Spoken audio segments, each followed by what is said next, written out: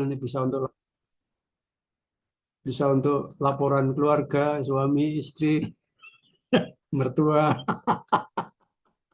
Wah, ini loh, saya kuliah beneran loh ya. Ini dosennya nih, Profesor Marsigit ya, etnomatematika. Wow.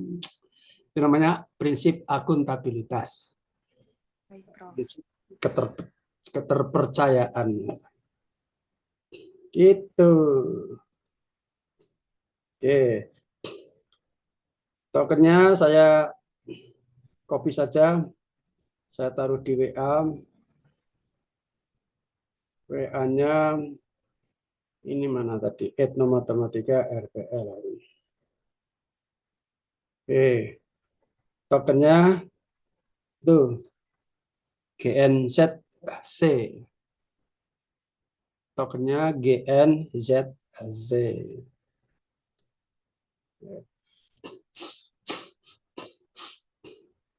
Oke, sudah. Kalau sudah,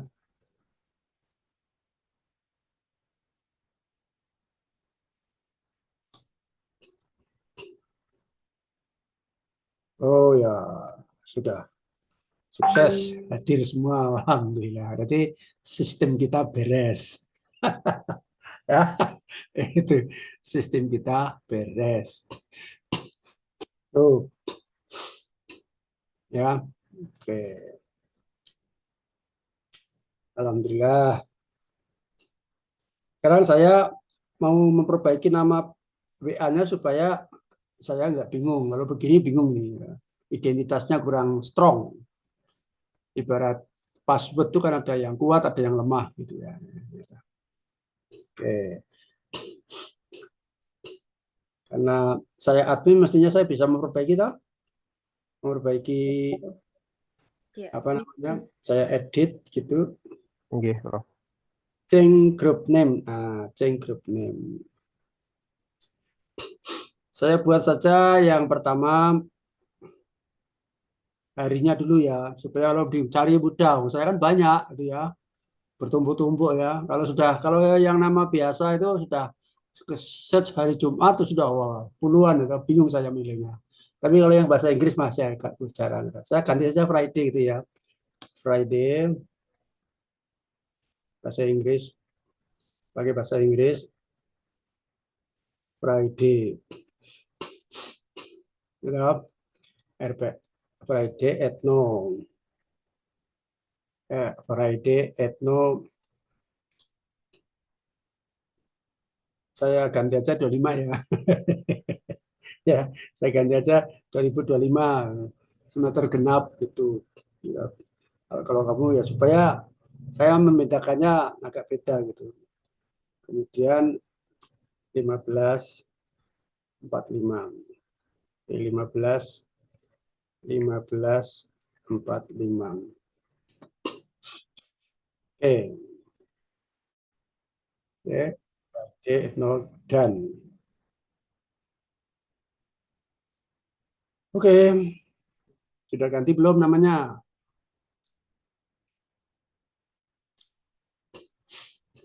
Bu Wita ini tadi kemana? Sudah, Prof. Sudah ganti. Udah ganti ya. Friday Ethno. Tadi Bu Wita ini kemana? Bu siapa? Pak, satunya Bu lagi. Usna. Bu Usna. Nah, itu tadi. Ya, ya, ya, ya, ya. Yang dari Pekanbaru toh, kayaknya Benar. kayaknya nggak stabil tadi gambarnya kelihatan juga. Kayaknya nggak stabil kelihatannya. Oke.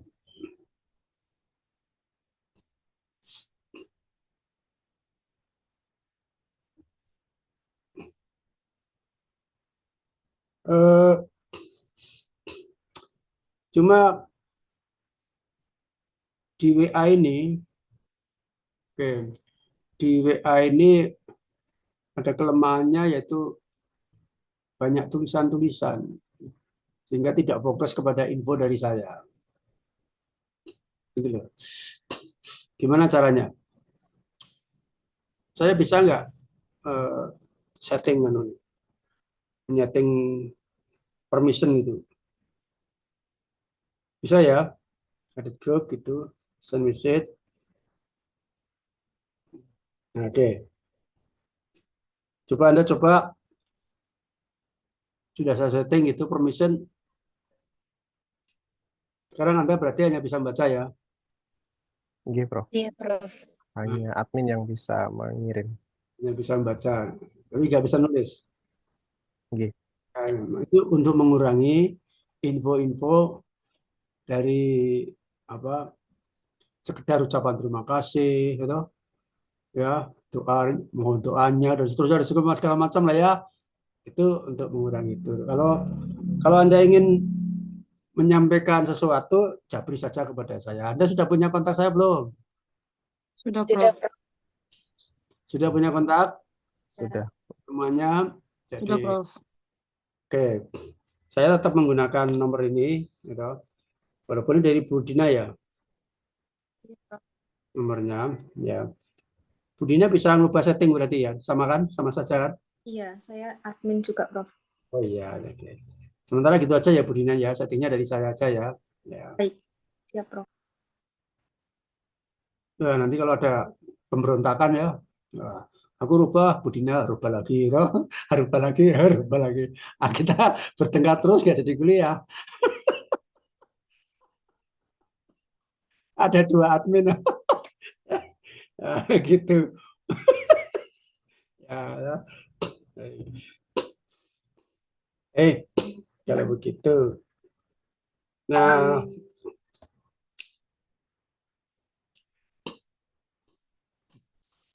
saya akan menyampaikan ya metode perkuliahan ya.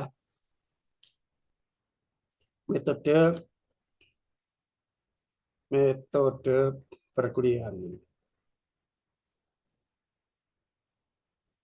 Metode perkuliahan. 1.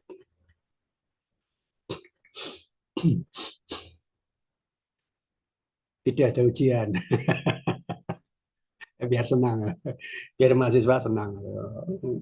Ya, itu tidak ada ujian.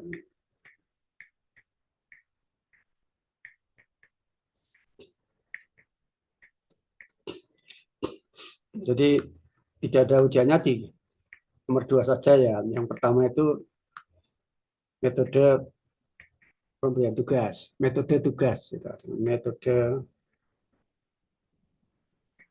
pemberian tugas,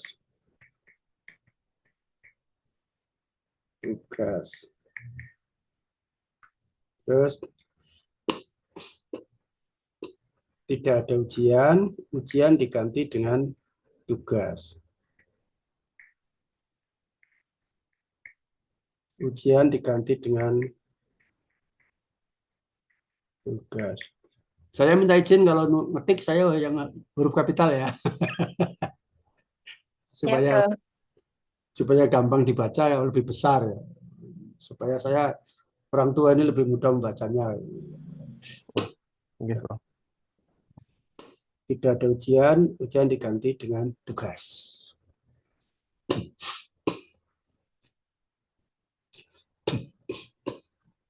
Ini etno kan? Ya. Tugas meliputi tugas,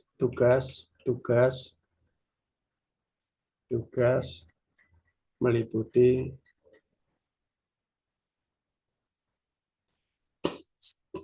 kajian,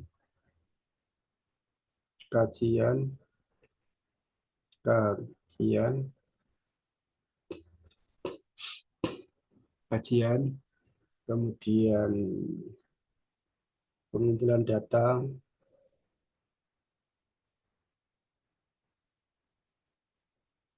kemudian pembuatan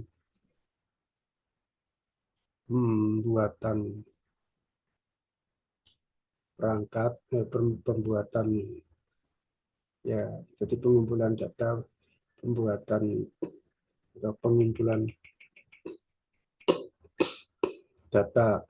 pengumpulan data dalam arti kurikulum, silabus ya.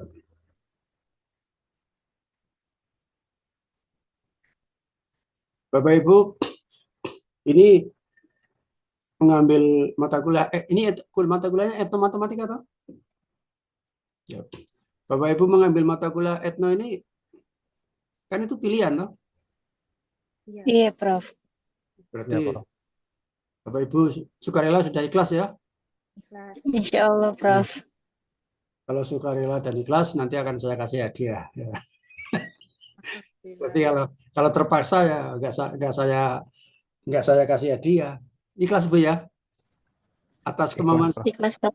atas kemauan sendiri, tidak dipaksa-paksa oleh orang lain. Tidak Oke, Prof. dipaksa-paksa, Tidak dipaksa, Prof. Prof. Juga bukan karena diiming-imingi hadiah. Bukan. Itu murni ikhlas. Baik. Tugas meliputi kajian pengumpulan data guru terus artefak etno, perangkat pembelajaran,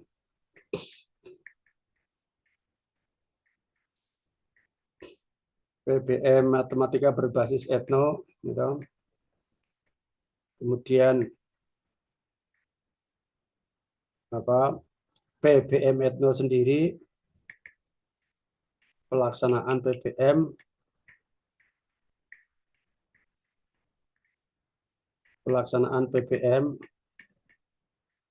ya. Yang berikutnya video PBM, dan yang terakhir adalah artikel jurnal etno. Tugasnya meliputi itu nantinya.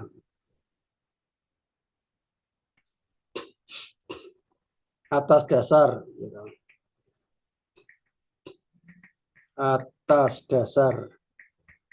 keikhlasan, atas dasar keikhlasan, atas dasar keikhlasan, ikhlas, ya. Atas dasar keikhlasan dan niat murni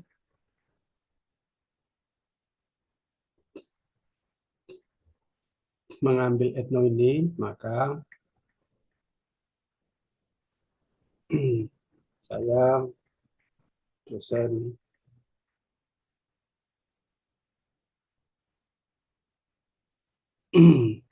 memberi hadiah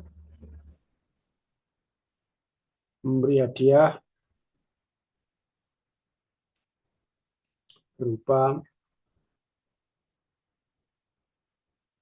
nilai A. Nggak tanggung-tanggung ini. Ya, baru ketemu sekali sudah berbekal senyuman saja sudah dapat A. Ya,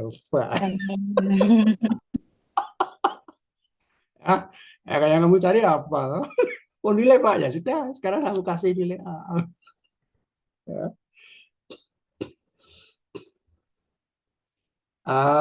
Dapat nilai A. Dapat nilai A. Dalam kurung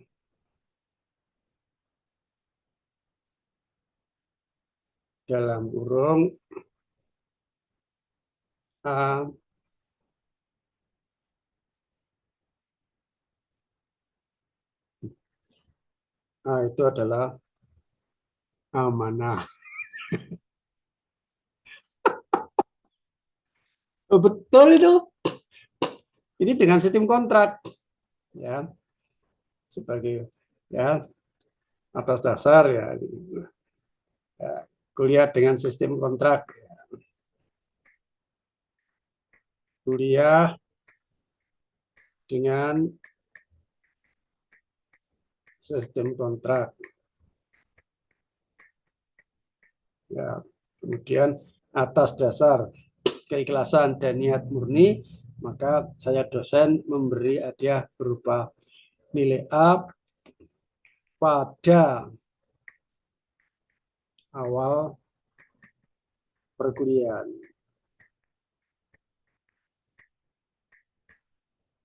Nah, yang jadi masalah nomor berikutnya. Ya, yang perlu dikerjakan oleh mahasiswa, ya, yang perlu dikerjakan oleh mahasiswa, yang perlu dikerjakan atau dilakukan ya adalah mempertahankan, ya, mempertahankan nilai A dari adanya,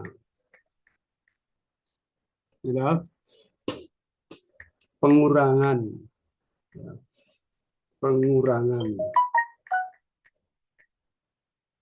nilai, misal berupa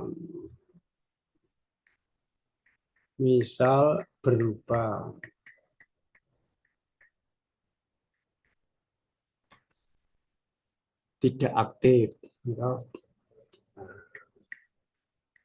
Tidak aktif. Jadi kalau nggak masuk sekali sudah terkurangi loh ya. Ya, kalau nggak masuk sekali sudah terkurangi ya. Jadi nggak mungkin lah dapat nilai A gitu loh maksudnya. Nah, silakan dipertahankan itu. Ini nggak ada cara saya cari di tempat lain seluruh dunia, nggak ada yang seperti saya ini. Sana cari ya, belum kuliah baru pertama kali kalau sudah dapat nilai A. Oh, ya. Oh paling enak ya Mas gitu deh. Tapi masalahnya ialah mahasiswa yang dilakukan adalah mempertahankan amanah itu. Amanah itu perlu dijaga dan dipertahankan. Misalnya tidak aktif,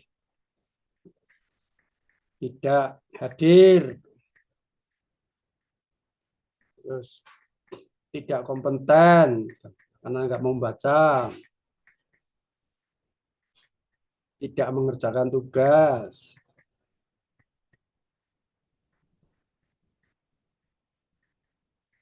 tidak mengerjakan tugas, dan lain-lain. Itu unsur pengurangnya. Kalau sudah nggak pernah masuk, nggak mengerjakan tugas lagi, ya tidak kompeten juga, nilai A berubah jadi nilai E.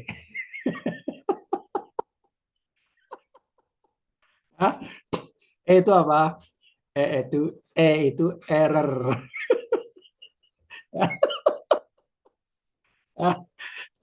E itu error. Loh, dikasih amanah kok nggak dipertahankan. Kenapa kamu sekarang nilainya E? Maaf Pak, error Pak. Ya, pas ya. Jadi, mau ini Pak Mars gitu kan filsafat, mencari-cari makna di balik itu, gitu. Mencari makna di balik itu. Nah. Itu masalahnya. Ya. Jadi tugas itu bisa meliputi tadi apa? Ya macam-macam lah ya. Oke. Apalagi selanjutnya. Terus meta metode. Ini juga belum pernah ada di dunia tempat yang lain. Sana cari. Meta metode ini hanya istilahnya Pak Marsikit saja. Tapi apa boleh? Oh, boleh. Pak Marsikit profesor tuh punya hak untuk menciptakan. Profesor itu pekerjaannya mencipta sesuatu yang belum ada. Gitu. Maka ada meta metode. Atau artinya kalau bahasa awamnya itu ya metode tak tertulis. Ada kesepakatan, ada aturan yang tidak tertulis, itu namanya sebetulnya dalam filsafat namanya meta aturan. Di video apa ya, di stasiun Lempuyangan Yogyakarta, aturan tidak tertulis di sana ada. Itu artinya meta, aturannya tersembunyi, kan gitu. Meta metode meliputi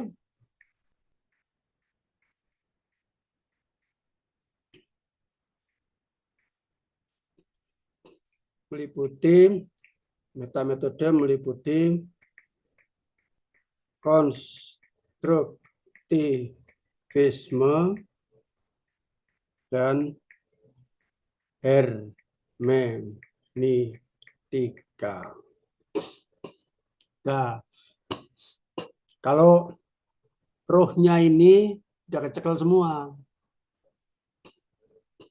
Kalau Bapak Ibu menjadi seorang guru pendidik, kok di tersembunyinya itu adalah konstruktivis dan hermeneutika, udah kena semua. Semua inovasi terangkum di dalamnya, udah nggak ada yang nggak bisa lepas. Nanti kita lihat. Nah, itu makanya 15 tahun yang lalu mahasiswa satu saya itu ketika lomba di Malaysia dapat juara. Ya. Karena nilai-nilai kayak gini. Nilai ini yang tidak ada. Tidak ada tujuannya secara eksplisit, tetapi itu sebetulnya mengendap dari nilai-nilai di seluruh dunia. Jadi Anda ini nggak usah khawatir, ya. Nggak usah nilai-nilainya terlalu dianggap terbelakang atau apa. Nilai-nilai kita ini nilai yang sangat up to date, kontemporer. Oke. Ya. Jadi itu sementara itu dulu ya. Saya silakan boleh dilaporkan kepada suami istri. Pak ini Pak, aku jangan dianggap main-main Pak. Ya, coba Bapak baca ini sekarang dari Prof. Marsigit ini. Prof. Marsigit tadi ngapain baca? Enggak, ya mau ngomong aja ditulis, makanya pelan-pelan ngomongnya. Oh. Kalau sudah pengalaman gini ya kurikulum ya berjalan, silabus ya berjalan. Ya, intuisi aja. Jadi baca tolong itu. Metode perkuliahan ya. Oke. Oke, sekarang saya mau cerita dulu. Ya, supaya sama dengan kelas yang lain reguler. Tugasnya mulai minggu depan ya, boleh ya. Tapi unsur-unsurnya ada. Baik.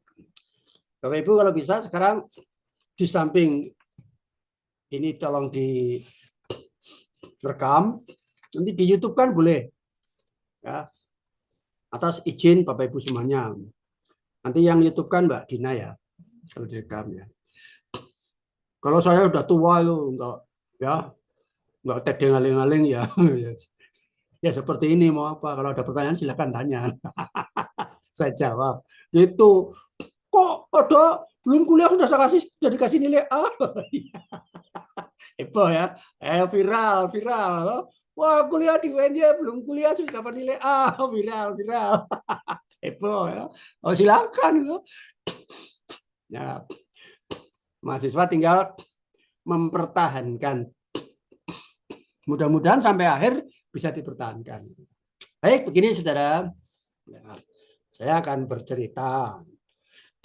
Tolong disupport atau Anda sendiri juga boleh ngerekam.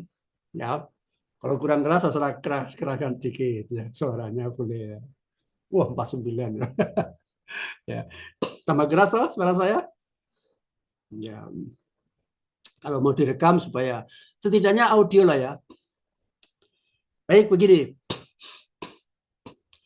Jadi ini tentang konsep hidup ya.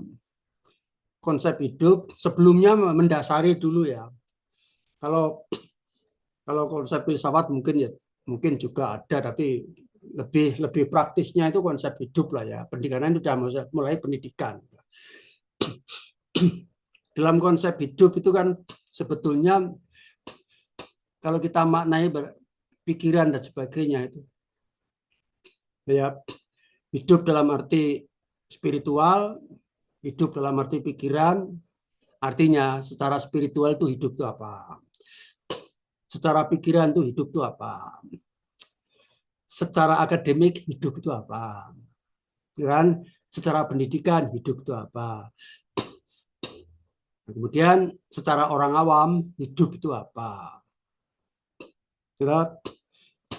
Nah, secara orang yang bepergian jauh hidup itu apa? Ya. Orang yang tersesat di gurun pasir hidup itu apa? Semua itu pakai definisi, semua bisa dimaknai. Nah,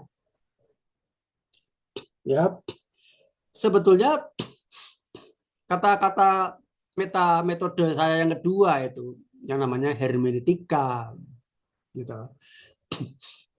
Dari kalau kita bicara mengenai akademik dan dari kita kalau bicara mengenai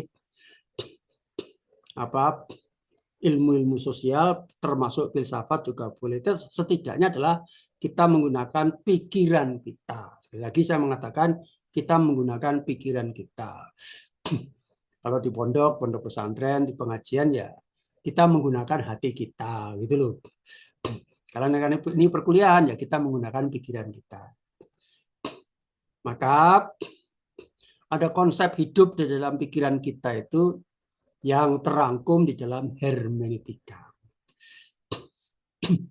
Hermeneutika itu kalau diterjemahkan secara literalik atau harfiah secara sederhana itu artinya adalah to translate and to be translated, ya.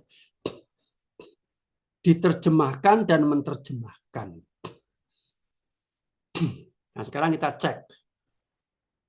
Ini konsep dari zaman dulu sampai sekarang akhir zaman masih berlaku. Konsep mendasar itu unsur-unsur filsafat.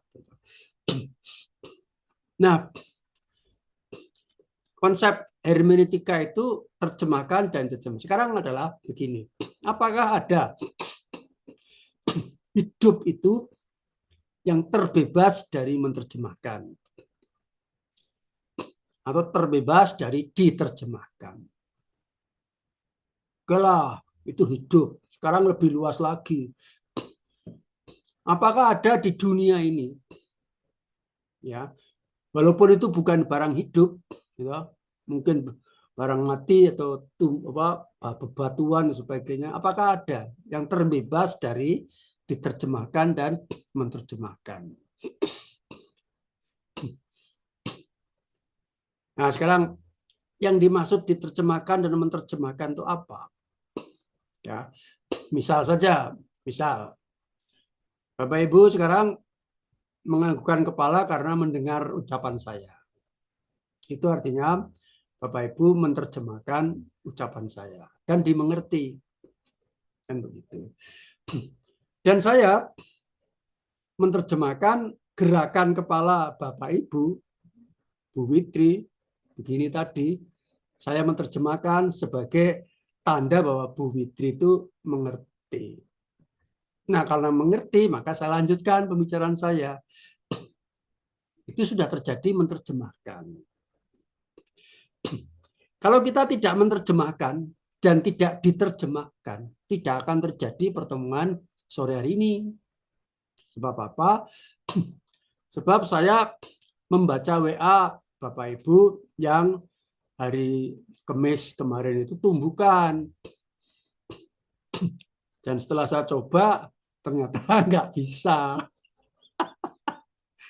Saya paksakan memang sengaja biar menyesuaikan diri. Ternyata yang ada cuma Budina ya. Itu aja barengan dengan dosen lain. Oh ya, itu kan otentik ya. Bukti yang otentik gitu ya. Diperkuat dengan Pak Korprodi menyampaikan pada saya. Wah, otentik sekali ya. Kalau otentik maka saya didorong. Nah, saya menerjemahkan itu. Ya. Nah, karena saya menerjemahkan maka ya Maka saya WA kepada Anda supaya Bapak Ibu bersepakat. Akhirnya sepakat, saya suruh milih 2, saya pilih yang hari ini. Saya laporkan pada Pak Kaprodi. Saya lapor karena apa? Karena Pak Kaprodi itu ikut memberi solusi kan gitu. Kalau tadi enggak ya enggak laporkan saya. Kuliah urusan dosen. Ya kenapa? Karena sudah ada ya saya laporkan. Melaporkan. Wah, siap, bro. Nah, akhirnya saya diberitahu tadi oleh Pak Admin, Pak Fajar, Pak, sudah dirubah, alhamdulillah, sinkron. Karena RPL tahun yang lalu enggak, kuliahnya Jumat, persensinya Senin, kuliah Jumat, persensinya Senin. Jadi saya mikirnya double. Ya pengalaman tahun yang lalu karena 2 orang, ya udahlah gabung saja. Ya, sekarang 4, wah 4 lumayan. Ya. Baik.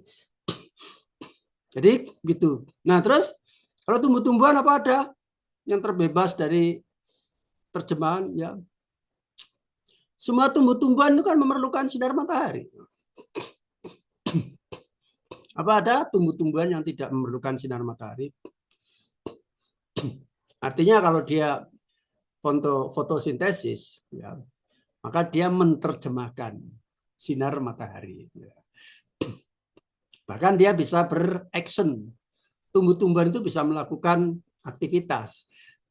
Kalau sinar mataharinya dari selatan, maka dia menuju selatan ya, pertumbuhannya untuk mengejar sinar matahari. Itu artinya apa? Tumbuh-tumbuhan itu menerjemahkan sinar matahari. Apalagi binatang, oh jelas. Ini dia. Nah, batu gimana? Oh iyalah. Apakah batu bisa menerjemahkan? Ya bisa saja. Coba saja kita pukul. Ya, batu setelah menerjemahkan orang memukul pakai palu, maka diterjemahkan. Maka batu itu kemudian merubah dirinya menjadi batu kecil. Nah, menjadi pecah toh. Nah, batu kecil dipukul lagi jadilah pasir. Itu adalah hasil dari menerjemahkan. Nah, jadi secara keseluruhan ya, maka tidak ada hal di dunia ini yang terbebas dari to translate and to be translated. Itu yang namanya hermeneutika. Salah satu contoh hermeneutika, contohnya ialah interaksi manusia. Lebih khusus lagi, salah satu contoh interaksi manusia adalah interaksi guru siswa. Gambarnya apa? Gambarnya itu melingkar guru siswa, siswa, guru, siswa, guru. Ya, gambarnya melingkar. Padahal hermeneutika itu terdiri dari banyak lingkaran sambung menyambung. Lingkaran yang sambung menyambung menjadi satu itu namanya spiral. Maka dikenal namanya spiral kehidupan. Nah, gitu. Maka dikenal namanya spiral kehidupan. Nah, di dalam spiral kehidupan banyak sekali lingkaran. Tapi kalau ilmu pendidikan saja tanpa belajar filsafat seperti yang ini yang kepada Pak Marsikit, lingkaran saja itu sudah cukup hebat, cukup mumpuni, istimewa. Metode pembelajaran interaksi gambarnya sebagai berikut, guru siswa, wah hebat sekali. Padahal satu lingkaran. Padahal hermeneutika itu adalah metode spiral. Spiral itu maju berkelanjutan. Nah, unsur dasar spiral, menerjemahkan unsur dasar spiral, kita bisa menerjemahkan itu kalau kita fokus. Bu Usna ya, tadi awalnya kurang fokus ya. Sekarang Bu Usna Wita sekarang lebih fokus. Berarti Bu Usna mampu menerjemahkan. Ya, syarat mampu menerjemahkan kalau fokus. Fokus itu artinya apa? Fokus itu artinya meruncing. Meruncing. Kalau saya sekarang mau melihat jembatan. Jembatan merah di belakangnya Pak Novan. Saya mau melihat jembatan di situ, gambar jembatan. Saya mau fokus lihat jembatan, mau menghitung banyaknya berapa besi-besi panjang di situ. Maka saya toleh sana. Nah, toleh ke sana saya, toleh jembatan itu, fokus. Artinya menyempit pandangan saya menuju ke jembatan. Artinya Bu Witri yang ada di sebelah kanan saya aku tinggal. Bu Usna aku tinggal. Bu Eka aku tinggal. Bahkan Pak Novan pun aku tinggal. Aku fokus pada tiang panjang. Jadi Bu Usna tadi ya, yang dampingi pun ditinggal. Supaya fokus mendengar suaranya Pak Marsigit. Ya, ya maaf sebentar Mas. Aku sedang kuliah. Ini mau fokus. Ini prinsip hermeneutika. Separuh daripada hermeneutika adalah fokus. Orang yang tidak bisa fokus nggak akan dapat apa-apa itu. Dan itu berkebutuhan khusus. salah satu orang berkebutuhan khusus adalah yang tidak bisa fokus. Ya. Mungkin yang apa namanya autisme mungkin ya atau apa. Salah satu berkebutuhan khusus itu. Nah, yang paling ekstrim ya maaf orang gila. Orang gila mana bisa fokus ya. Fokusnya hanya kepentingan sesaat, dia mau cari makan, ya fokus di situ. Nanti fokus di situ, fokus yang lain dilupakan begitu. Itu separuhnya. Separuhnya yang kedua. Yang satu fokus, separuh yang kedua adalah menyimpulkan, membangun ya. Yaitu mengembangkan. Kalau tadi grafiknya meruncing, sekarang melebar. Jadi sebenar-benar hidup adalah meruncing sekaligus melebar. Nggak bisa hanya meruncing saja. Ya, kalau meruncing saja ya nanti gimana ya suaminya masa sejak sore sejak pagi terus hanya mikirkan kuliah etos saja ya. Putranya minta minum ya suaminya minta dibikinkan nasi goreng gitu. Nah gimana ya. Nah, maka sebenar-benar hidup sekaligus fokus dan juga membangun, menyempit sekaligus menghilang, menambah sekaligus mengurangi. Saya bertambah umur ini, tapi juga dikurangi usianya. Gitu kan? Ya, saya tambah kenalan saya, jadi kenal dengan Anda semuanya. Tapi juga dikurangi lupa saya teman lama. Mentang-mentang dapat teman baru ya, teman lama lupa. Ya itu. Ya dikurangi. Apalagi kalau HP-nya penuh, gitu. Yang lama-lama aku delete. Yang sudah nggak relevan. Oh, mahasiswa yang tahun 2005 masih ada, aku delete saja, maaf, ya dikurangi itu. Karena ada tambahan mahasiswa yang baru tahun 2025. Ya, yang perlu difasilitasi. Nah, gitu. Jadi itu bentuk kontradiksi. Jangan heran bahwa manusia memang kontradiktif.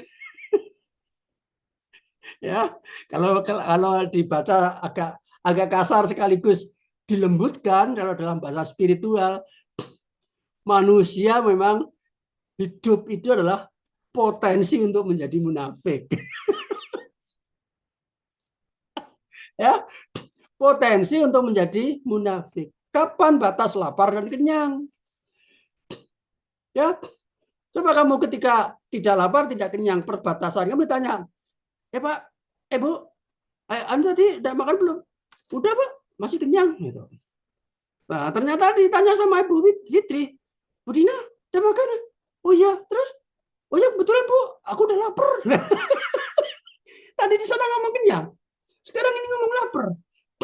Gimana? Nah, itu kondisinya Bu Dina itu bisa didekati dari kondisi kenyangnya menuju ke titik itu, dan juga dari menuju laparnya menuju ke titik itu. Dua-duanya benar.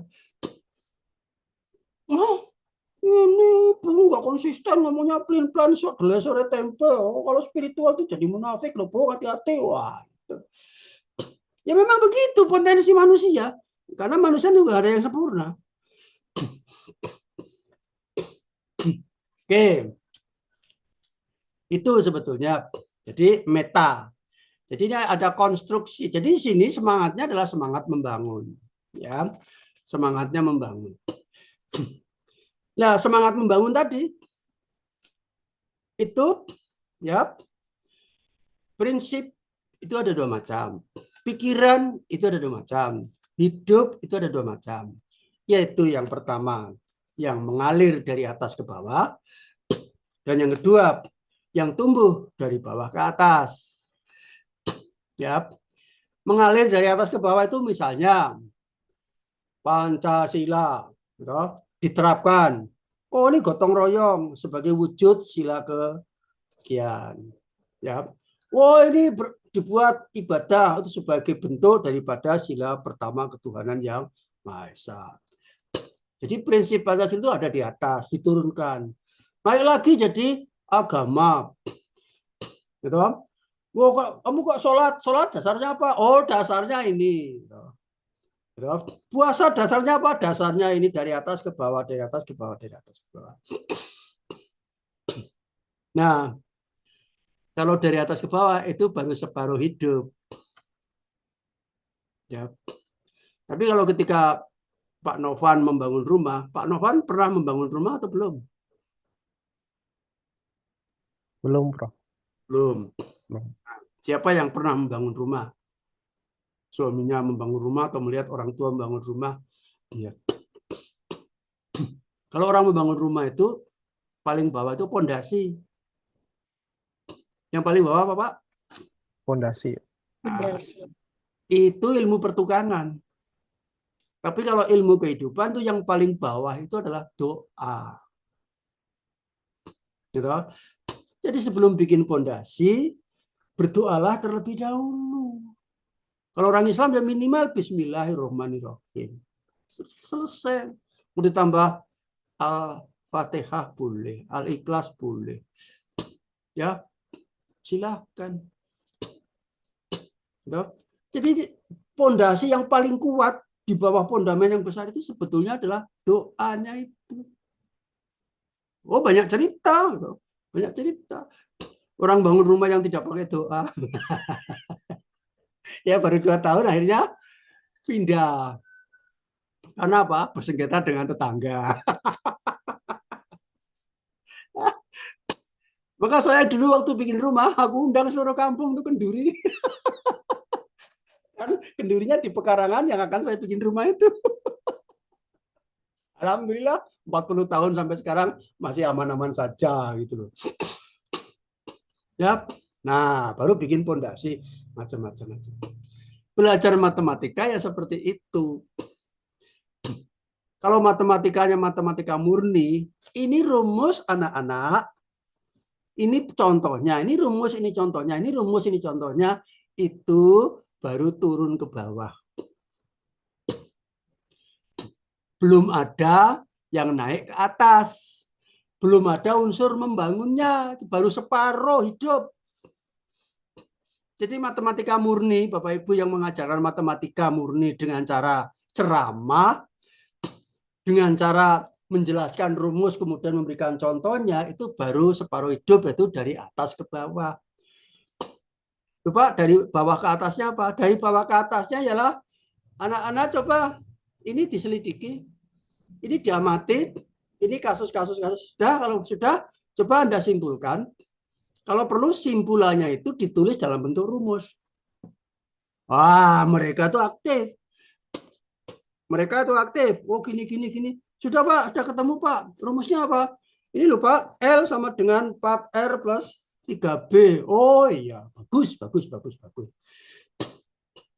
Itu maksudnya. Itu berarti siswa membangun matematika atau menemukan matematika. Nah, etnomatematika itu memfasilitasi dan memperkokoh membangunnya.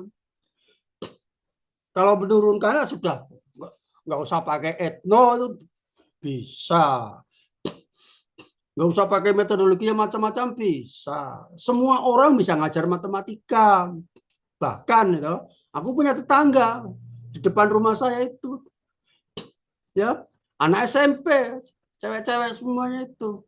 Kalau hari Minggu dia ngundang temannya duduk di teras. Jadi guru-guruan dan jadi murid-muridan. Dia ngajar matematika loh. Ya, nirunya persis gurunya. Ya, rumah sini anak-anak. Aku ngintip saja dari rumah itu depan. Wah ya. Ternyata gurunya ngajarnya seperti itu. Berarti baru separuh dunia, belum lengkap. Maka sebenar-benar hidup kalau mau bahagia, hidup yang lengkap. Ya, fokus sekaligus mengembangkan.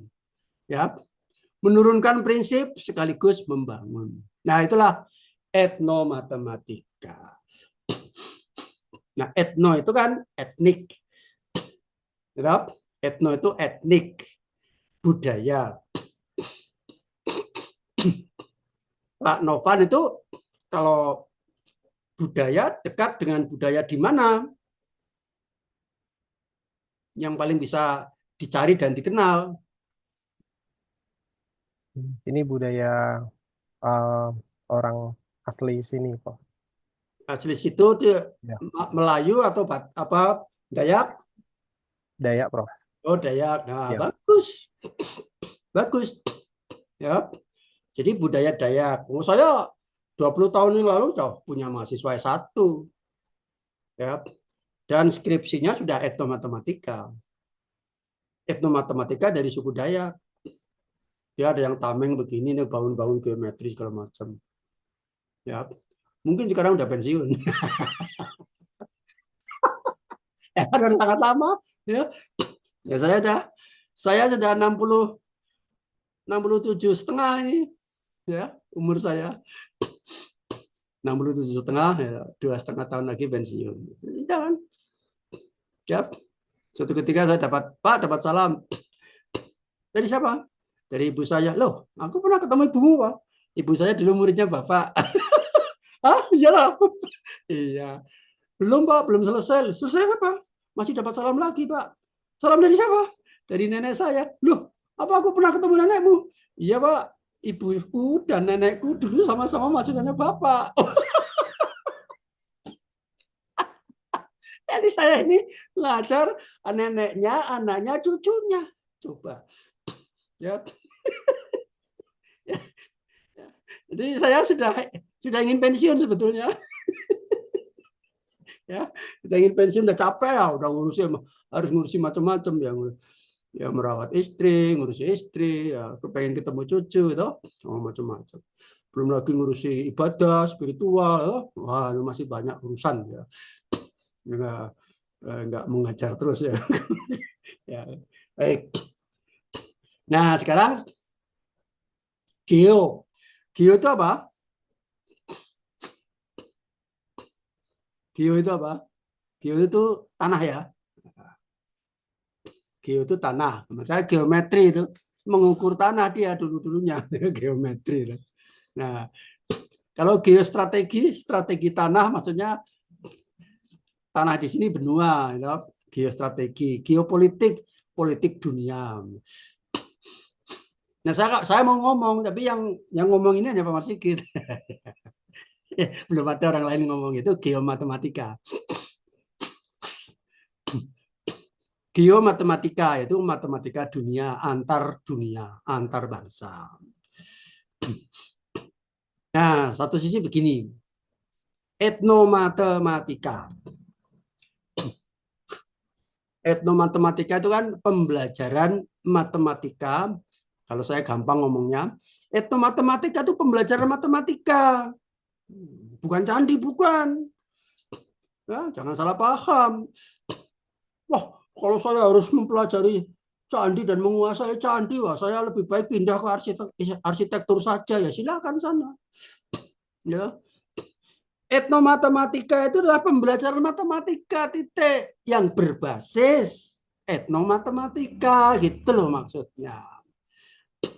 Jadi di sini ya budaya dipakai untuk belajar matematika, bukan matematika dipakai untuk membangun budaya. Itu mah urusan matematika terapan. Tapi kalau itu dipahami sebagai etnomatematika boleh. Ya, bagi orang yang ingin mengklaim, oh, kalau saya definisikan etnomatematika itu ya matematika yang dipakai untuk membuat candi. Seperti orang Bali itu Nyoman Nuarta itu membuat Garuda, ya, istana Garuda itu, ya, dia menggunakan matematika untuk membuat istana Garuda. Itu etnomatematika juga boleh. Tapi etnomatematika yang ini, yang kita pelajari adalah etnomatematika, yaitu belajar matematika menggunakan budaya. Betul. Jadi tidak harus ada di situ. Budaya tidak harus bisa, namanya aja alat. Wah, ini saya memotong bambu. Ya, motong bambu cuma adanya gunting. Ya, gunting, kemudian pisau dapur, kemudian silet. Gimana ya? Wah, apa saya marah-marah pada alat? Kamu alat, ya sudah saya beli macam-macam, ternyata tidak bisa dipakai untuk motong bambu. Nah, sama. Jadi tidak bisa Candi Borobudur itu bisa memenuhi semua harkat, semua hasrat untuk belajar matematika. Hanya sebagian saja. Dan juga sebagian matematika. Bisa digabungkan yang lain. Namanya saja sebagai landasan atau sebagai alat atau sebagai media. Tidak semua media selamanya bisa dipakai. Tuh. Nah sekarang sebelum ke situ ini geo. Tapi kalau ke geoetnomathematics, ya, kalau geoetnomatematikanya itu kan sebetulnya dari De Ambrosio. De Ambrosio itu kan orang Brasil. Nah, De Ambrosio itu orang Brasil, orang pertama ya, yang etnomatematika orang pertama itu De Ambrosio. De Ambrosio itu punya murid, jadi orang kedua, level kedua, yaitu namanya Teresinha Nuns. Bapak Ibu tidak salah kalau belajar etnomatematika kepada saya. Karena saya muridnya Teresinha Nuns. Yaitu ketika saya kuliah S2 tahun 1995-96. Budina sudah lahir belum? Baru lahir, Prof. Oh iya, baru lahir. Saya sudah S2 di London University, di Institute of Education, mengambil mata kuliah etnomatematik. Dosennya dari Brasil, namanya Teresinha Nuns. Dia muridnya De Ambrosio. Dia diundang ke situ dosen karena dia membuat buku yang namanya Street Mathematics. Matematika jalanan. Kenapa dia membuat buku? Nah, dia melihat fenomena di Brasil sana ada pedagang asongan yang ngitung matematikanya lebih cepat daripada anak-anak yang sekolah di sekolah gitu loh. Nah, dia menarik, kemudian dia teliti, kemudian dia bikin buku, terbitlah buku yang namanya Street Mathematics. Maka terkenal dia Teresinha Nuns. Nah, ketika aku kuliah di London S2, umur saya pada saat itu 40 tahun. Teresinha Nuns juga sekitar 40, usianya sama dengan saya. Dia muridnya De Ambrosio. Dia mengajar di sana. Ya, saya ikut kuliah. Nah, sekarang Bapak Ibu bisa search Google, silakan. Buka Google-nya, diketik Teresinha Nuns. Ya. Teresinha Nuns. Nanti ketemu orangnya. Tolong dicari image-nya, nanti saya tunjukin orangnya seperti apa. Teresinha Nunes. Ya.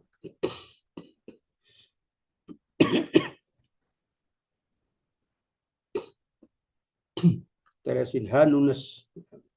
Udah ketemu Bapak Ibu? Tunjukkan pada saya gambarnya foto. Teresinha. Pakai Z Pak ya? Ya, sudah, Prof.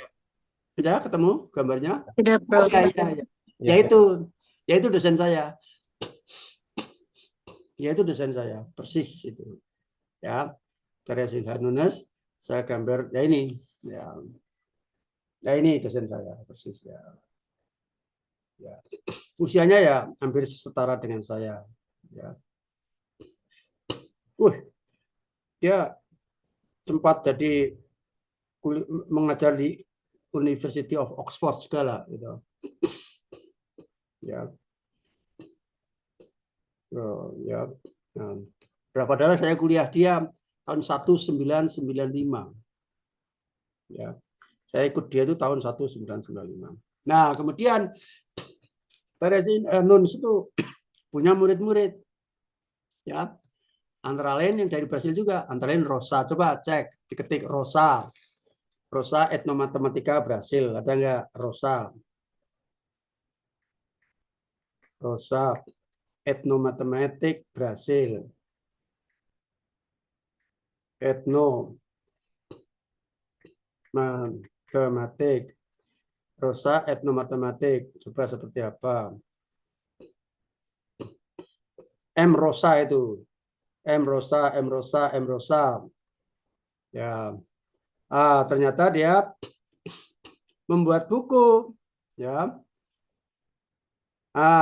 Milton Rosa, tapi aku nggak yakin. Tapi iya, sepertinya dia Rosa dia itu. Ya. Ini Milton Rosa. Iya ini orangnya. Ya. College of Education. Nah, dia generasi setelah Teresinha Nunes. Dan dia diundang ke UNJ tahun yang lalu untuk mengadakan seminar internasional. Ya. Baik. Jadi keilmuan itu ada kakeknya, ada bapaknya, ada anaknya, ada cucunya ya. Ya. Jadi kalau mau nebeng nama besar atau numpang nama besar ya silakan berkarya di etnomatematik. Nanti Anda mungkin termasuk generasi cicitnya. Ya. Tuh. Nah, sekarang saya sandingkan dengan geomatematik. Bukan geometri tapi geomatematik, yaitu matematika antar benua. Ada dua aliran dalam matematika antar benua, yaitu matematika yang jangan ditulis ya, jangan nulis, direkam saja cukup. Anda perhatikan saja ya supaya bisa fokus. Matematika yang murni, matematika atau matematika aksiomatik atau matematika deduksi, gitu. Itu definisinya adalah matematika murni atau matematika aksiomatik adalah matematika atau struktur matematika yang dibangun melalui definisi-definisi aksioma dan teorema-teorema, dan teorema-teorema tidak boleh saling berkontradiksi, begitu. Jadi dia satu-satunya kekuatan adalah pada konsistensi. Kalau tidak konsisten berarti dia bukan matematika. Tuh.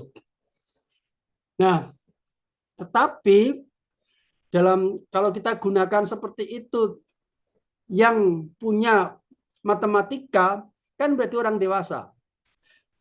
Yang punya matematika berarti matematikawan.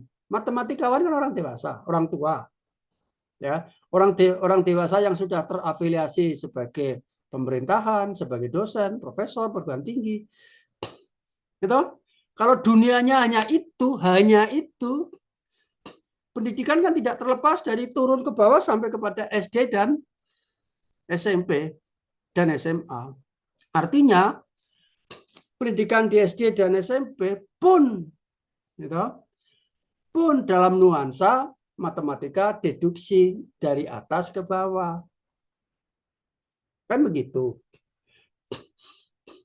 Itu yang kemudian direspon oleh orang-orang yang punya rasa kemanusiaan, humaniora, ya, berpikiran agak kualitatif, memikirkan tentang pendidikan, tidak sekedar demi egonya matematik supaya masuk ke sana, enggak. Tapi gimana belajar matematika dengan menyenangkan. Nah, gitu, mulai. Maka dipelajarilah yang namanya psikologi anak.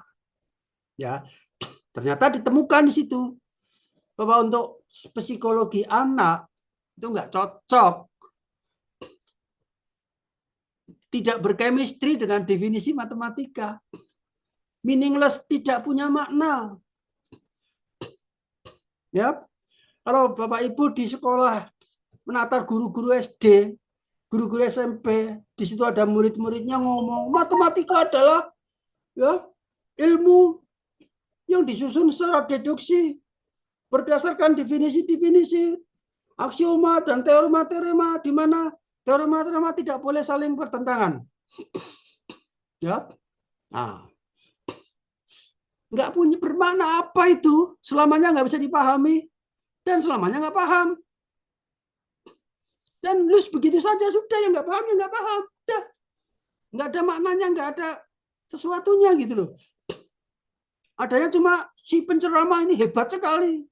Kenapa hebat? Karena sangat sulit dipahami, jadi hebat banget. Oh gitu. Betul?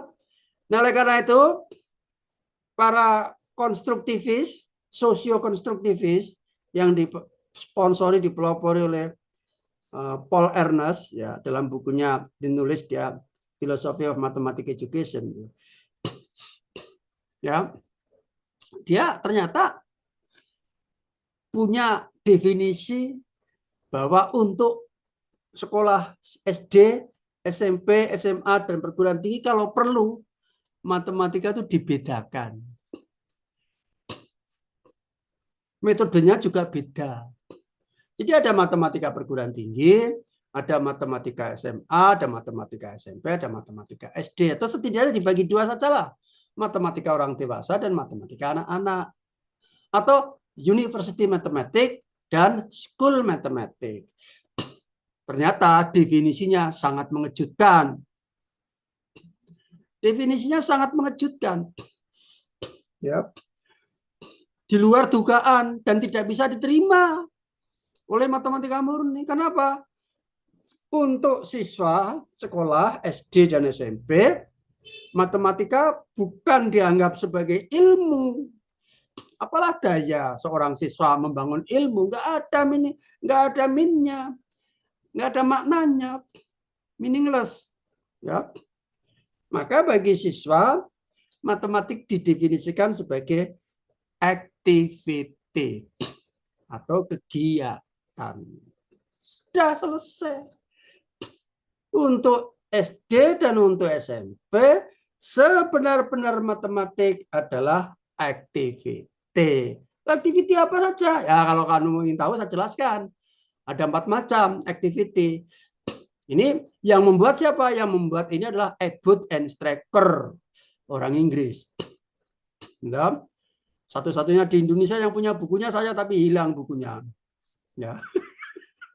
Karena saya beli di sana dulu ya. Bukunya sudah hilang. Ya. Tapi dokumen-dokumen itu masih ada tersebar di mana-mana. Yang penting-penting tadi itu tadi termasuk adalah definisi. Matematika didefinisi sebagai kegiatan. Sama seperti, ya maaf ini bukan masalah politik ya, bukan masalah politik. Ya, membangun bangsa ini mau banyak narasinya atau banyak kerjanya. Ya, yang ekstrim yang kelihatan ya Pak Jokowi itu membangun Indonesia dengan cara banyak kerjanya gitu loh. Gitu. Terus apa pengkritiknya menghendaki itu juga diimbangi dengan banyak omon-omonnya.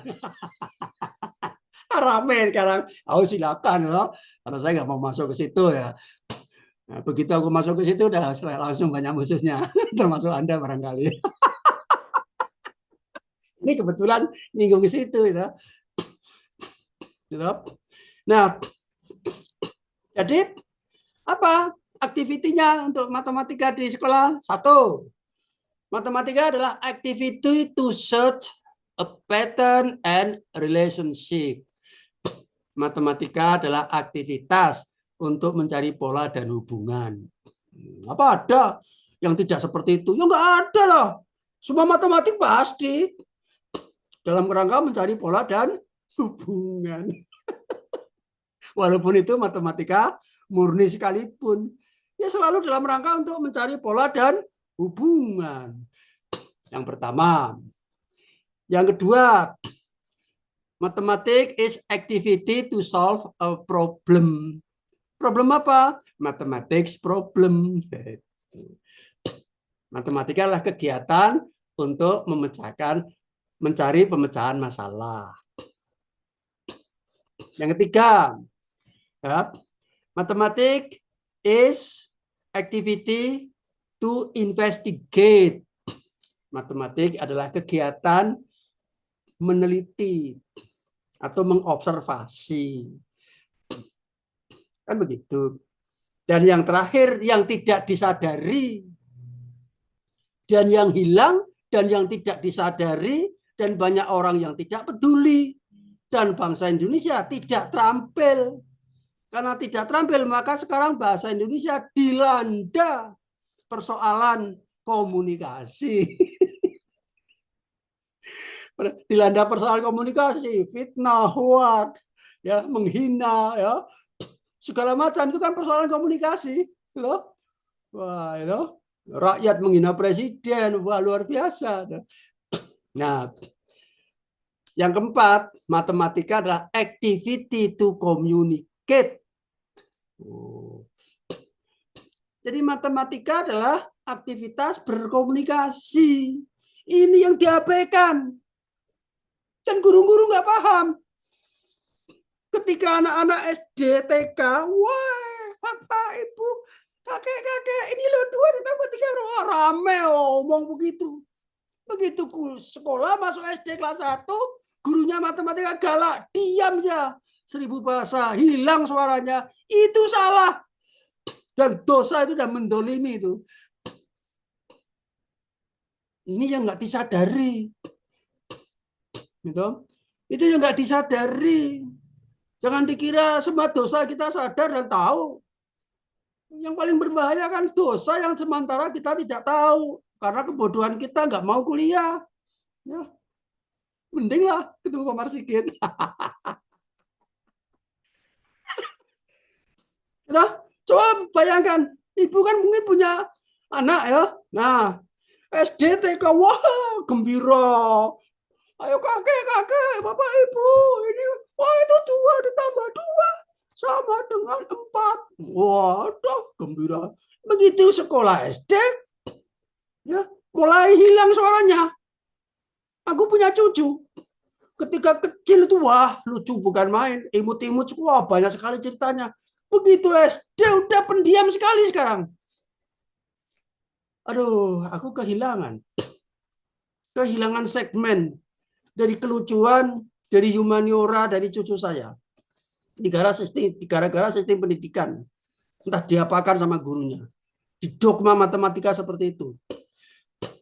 Mungkin disuruh ngapalkan, gitu. Dan harus sekian banyak, harus bisa, kemudian sambil dipegangi jidatnya, gitu. Trauma dia. Ya, sampai sekarang. Cucu saya yang paling gede itu. Yang dulunya ceria, sedikit-sedikit ngomong, panggil kakek. Nah, sekarang udah pendiamnya bukan main. Kalau nggak ditanya nggak mau ngomong. Coba. Itu kehilangan komunikasi. Itu salah satu hakikat matematika di sekolah. Apakah disadari itu? Tidak. Nah, sekarang kita sampai jam berapa ya? 5 lebih ya. Kalau dihitung sampai jam berapa?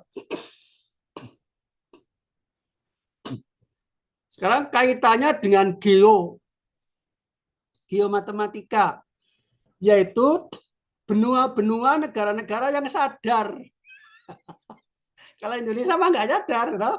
Indonesia hanya terpengaruh saja, ikut-ikut nggak paham. Nanti ada lagi baru ikut-ikut nggak paham, ikut-ikut aku ikut nggak paham. Udah, yang namanya CBSA, cara belajar siswa aktif, itu kan paling bagus di dunia. Apa ada yang mengalahkan nilai-nilai daripada? Nggak ada. Tapi kenapa sekarang jadi buku tempe? Dan ketika CBSA diomongkan, wah udah langsung dihujat. Wah itu ya dinosaurus bangkit kembali, ngeri. Kenapa pendidikan ini dibiarkan dinosaurus bangkit kembali? CBSA itu kan zaman dinosaurus dulu. Kenapa bangkit kembali? Nah, ketika orang Indonesia cari model pendidikan yang terbaik, Jepang, udah. Wah, Finlandia. Finlandia. Cari model ke sana. Wah, besar-besaran. Seminar, undang pakar Finlandia. Ya, konferen pakar Finlandia, menterinya diundang macam-macam jadi. Dulu ada Konaspi ya, Konferensi Nasional Pendidikan di Indonesia, ngundang tokohnya, profesornya dari Finlandia. Dulu pernah di Padang saya hadir pada saat itu. Ya. Nah, ketika Indonesia haus-hausnya pendidikan yang paling hebat seperti apa, tahu-tahu profesor dari Finlandia. Ya. Ceramahnya CBSA, syukur kamu. Habis itu nggak ada lagi di Indonesia yang selera sama Finlandia. Lenyap sudah. Itu kita mau cari apa lagi? Ya, udahlah sekarang pendidikan yang penting manut sama yang berpolitik. Gitu. Ya, sama manut sama dananya, ya udah. Mau apa lagi yang ideal-ideal gitu, udah ketanggur di situ. Oh iya ya. Pendidikan yang terbaik di Finlandia itu ternyata CBSA. Sementara kita CBSA itu dianggap sudah kedaluarsa. Kenapa? Dananya habis. Kalau nggak ada dananya, ya udah out of date. Yang imut-imut, gitu, yang seger-seger, gitu, yang semangat, itu kan karena ada dananya. Ya, sampai harus korupsi segala macam supaya tetap seger, gitu. Walaupun itu kepalsuan. Gitu. Oke, sekarang geomatematik. Negara mana, benua mana yang sadar adanya hakikat matematika sekolah? Amerika Utara, Kanada, ya, Inggris bagian tengah, ya, Belanda, Eropa Barat, Australia, Selandia Baru, jalurnya itu. Brasil tidak. Ini yang ingin sampaikan kepada Anda. Malaikatnya etnomatematika yang berasal dari Brasil ternyata tidak paham school matematik. Itu jadi masalah. Artinya apa? Artinya yang namanya alat, ya, secanggih apapun, selembut apapun, ya penumpang itu juga harus disesuaikan. Gitu. Ya, alatnya bagus ini. Tapi kalau penumpangnya itu nggak bisa menyesuaikan, ya rusaklah mobil itu. Gitu. Misalnya mau mobil sedan, ya hybrid lagi, BYD lagi misalnya, yang super canggih begitu ya. Tahu-tahu, ya dikasih muatan bajak laut, bajak yang dipakai untuk sawah itu apa? Ya, dipakai muatan ya mesin pembajak itu ya, mesin traktor yang untuk traktor sawah itu ya, dari sawah langsung mau dinaikkan ke situ. Di mobil baru BYD loh. Ya lumpurnya kena kemana-kemana dan sebagainya, nyogok kaca dan sebagainya, rusaklah sistemnya. Dipaksakan. Itu loh. Itu saya begitu melihatnya. Beda lah, beda ya. Etnomatematika sebagai suatu kendaraan berbasis budaya. Oke lah, itu sangat soft. Karena belajar berdasarkan konteks. Tapi kalau kemudian gurunya paham ada matematika sekolah, bahwa dia mendefinisikan matematika sebagai activity, pas banget. Pas banget. Dia menggunakan activity, suatu perlunya ada activity, perlunya objek activity, dia mengambil sana kontekstual, dia mengamati candi, pas banget itu matematika di situ. Kan begitu. Bisa juga kalau kita mau paksakan mengajarkan matematika dengan metode deduksi. Rumus ABC. Diketahui rumus ABC. Gitu? Nah, kemudian diketahui A-nya sekian, B-nya sekian, C-nya sekian. Hitunglah X, 1, X2. Ya. Dipaksa mau pakai etno. Ya ngapain? Nggak pakai etno aja bisa ngerjakan. Kebetulan mudah. Coba sekarang yang sulit. Gitu kan? Ya ngapain? Ya, nggak ada relevansinya. Gitu. Nah, tapi kalau dia ngerti bahwa matematika adalah activity, definisinya mencari. Nah, rumus itu adalah sesuatu yang ditemukan, bukan diberikan. Rumus itu sesuatu yang ditemukan, bukan diberikan. Nah, kalau begitu, siswa ini belum mengetahui rumus ABC. Ya, belum mengetahui rumus ABC. Coba, ini ada, coba di apa? Ini ada benda, coba diamati berapa A-nya, berapa B-nya, berapa C-nya. Atau dalil Pitagoras, gitu. Ini ada apa? Ada pintu atau jendela berbentuk segitiga di candi. Gitu. Coba diukur berapa. Kan gitu kan? Nah, apa yang kamu ketemukan? Nah, ada yang ini, ada yang ini. Nah, di antara sekian banyak ada yang menemukan. Oh, Pak, ini kalau sisi miring ini dikuadratkan, ini sisi yang dikuadratkan sama. Ternyata sama itu jumlahnya dengan yang sisi tegak itu dikuadratkan, dijumlahkan. Weh, siapa ya ini? Saya, Pak. Oh, betul ya. Coba kita cek yang lain. Seperti nah, sana semua mari kita kesimpulkan bahwa yang ditemukan oleh Sudin tadi gini-gini, itulah yang disebut dengan dalil Pitagoras. Tuh. Itu baru ada manfaatnya etnomatematika. Jadi lepas dari kepahlawanan atau jasanya orang Brasil, secara ontologis ada sesuatu yang saya merasa kurang atau tidak cocok.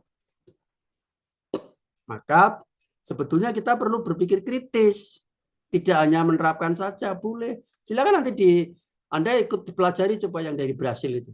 Ya. Nah, yang ciri-ciri seperti itu apa? Ciri-ciri seperti itu adalah matematika yang strong, yang sangat kuat, yang dipakai untuk teknologi, ke ruang angkasa, naik ke bulan, planet Mars. Siapa itu? Brasil, Amerika Tengah, kemudian Rusia, Prancis, Vietnam. Kenapa Vietnam? Karena Vietnam itu jajahan Prancis dulu. Kalau Indonesia ikut yang terbaik yang mana lah, kira-kira masih bisa, kalau enggak ya di Guam. Nah, ini ciri-ciri kita. Oh, kita beruntung ya, kita toleran itu, walaupun belum paham. Ya. Walaupun belum paham. Ya. Ganti ya. Kita toleran. Untung kita ya cepat melupakan. Bayangkan kalau kita tidak cepat melupakan. Dijajah Belanda 350 tahun. Dampaknya seperti apa coba? Ya karena kita bangsa yang pelupa, maka satupun sekarang orang Indonesia nggak ada yang bisa Belanda. Rugi lo ya. Rugi 350 tahun menjajah Indonesia kok. Nggak ada satupun orang Indonesia yang bisa bahasa Belanda. Ya rugi dia. Nggak ngerti. Ya, kalau Indonesia itu orang toleransi. Loh. Nggak paham ya. Paham ya. Pergi ya. Silakan. Toleran. Ya, CBSA belum paham, ganti ya. Ya. Wow, sekarang yang terakhir kurikulum merdeka adalah diferensiasi. Nah, nanti kan kita tunjukkan bagaimana diferensiasinya itu. Baik, saudara, itu saja dari saya hari ini. Ya, saya pikir bisa jadi renungan. Ya, tugas yang tidak tertulis ya, yang tidak tertulis itu. Silakan di search Marsigit Etno ya. Di Google, di YouTube juga boleh. Marsigit Etno. Ya, tadi belum search di Google ya, Marsigit ya. Oh, sekarang buka Google,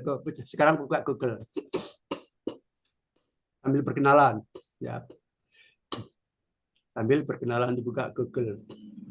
Search Marsigit gitu. Search Marsigit ya. Sudah? Yang terkait dengan Marsigit dapat berapa itu? Bu Dina dapat berapa? Suaranya enggak? Sudah jumpa YouTube-nya, Prof. Bu Dina dapat berapa? Ada banyak, Prof. Oh, banyak. Di Yang YouTube juga boleh, silakan buka YouTube, kemudian di search Marsigit. Iya, sudah subscribe, Prof. Kemudian yang di Google buka Marsigit Etno. Marsigit Etno pakai ETNO juga boleh. Pakai ETH, pakai ET bahasa Inggris juga boleh. Marsigit Etno. Nah, sekarang dibuka jurnalnya Etno yang diasuh oleh Pak Marsigit.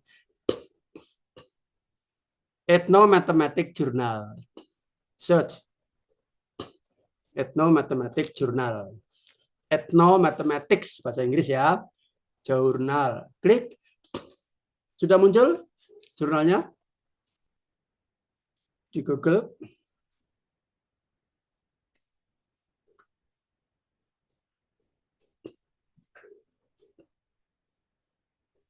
Etno Mathematics Journal. Sudah muncul belum? Kok lama? Etno Mathematics Journal. Sudah? Yang di jurnal UNY? Ya, itu. Yang di jurnal Dari portal UNY ya, Prof ya? Ya, yang di jurnal UNY ACID Index PHP itu. Klik.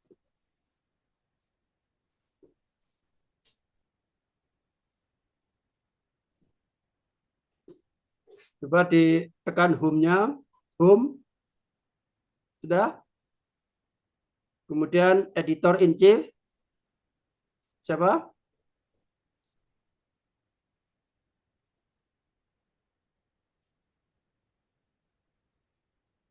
Editor in chief sudah? Saya jumpa yang rumah gadang, Prof.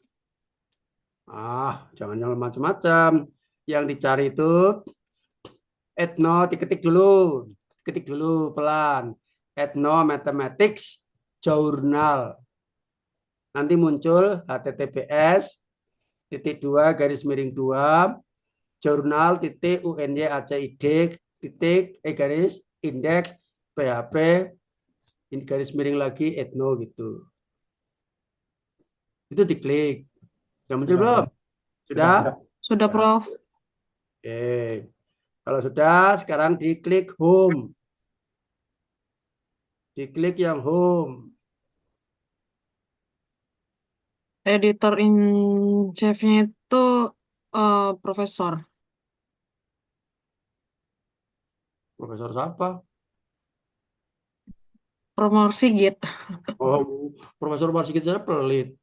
Yang ikhlas dong, nanti dikurangi nilainya. Oh, karena saya agak segan kalau Profesor. Profesor tuh saya dabrek ya. Oke. Macam-macam ya. A sampai Z ya, negatif sampai positif. Ya maksudnya profesor itu Bapak gitu ya. Pak Marsigit gitu jelasnya. Gitu. Ya. Nah, jadi Ini terbitnya Maret September, jadi besok tugas akhir itu bikin jurnal. Ya, bikin artikel jurnal yang kalau memang bisa lolos nanti bisa dimasukkan ke sini. Gitu loh. Baik, Ibu dan Pak sekalian, itu saja sementara, nanti tugasnya sambil menyusul. Dan supaya sama, karena itu kelas yang reguler juga belum bisa beri tugas khusus gitu ya. Hanya gini-gini aja dulu pembukaan. Baik, saya mengucapkan selamat untuk Bapak Ibu semuanya yang sudah bisa ikut kuliah RPL di UNY ya. Mudah-mudahan bisa mengatasi memberi solusi, membantu antara kebutuhan pekerjaan, kebutuhan meningkatkan karir dan seterusnya ya. Dan difasilitasi dengan program RPL ini dan tidak harus ke UNY ke Jogja tapi bisa menggunakan Zoom gitu ya. Dan alhamdulillah ini sudah establish, sudah kokoh sistemnya ya. Siakat juga sudah diakui, sudah dirubah ya, begitulah kira-kira. Jadi saya kalau ngomong kalau nggak ada data ya nggak saya omongkan, tapi kalau ada data gini saya sampaikan. Nah, ternyata direspon juga ya. Karena saya di jurusan yang paling tua. Yang paling tua saya, udah pantas tuh kalau ngapa-ngapain alasan sakit itu. Kalau Anda masih muda, ngapain Anda kok sakit ya. Ya diusahakan ya. Tapi kalau saya orang tua gampang masuk angin, ya. Kehujanan nanti sakit. Gitu. Baik, Ibu dan Bapak sekalian, gitu ya. Selamat ya. Semoga sukses, berkah, selamat dunia akhirat, selalu dalam ridho daripada Allah Subhanahu wa Ta'ala, Tuhan yang Maha Kuasa. Saya minta maaf kalau ada kesalahan dan kekurangannya. Marilah, ini semua Muslim ya? Ya, Muslim. Marilah Muslim. kita tutup pertemuan kita dengan baca hamdalah. Alhamdulillah. Alhamdulillah. Cukup. Assalamualaikum warahmatullahi wabarakatuh. Waalaikumsalam Waalaikumsalam. Waalaikumsalam warahmatullahi wabarakatuh. Terima kasih, Terima Prof. Ya, kasih, tolong Prof. Bu Dinam, di YouTube kan ya. baik Prof. Ya, nanti teman yang lain setuju toh kalau di YouTube nggak apa-apa toh.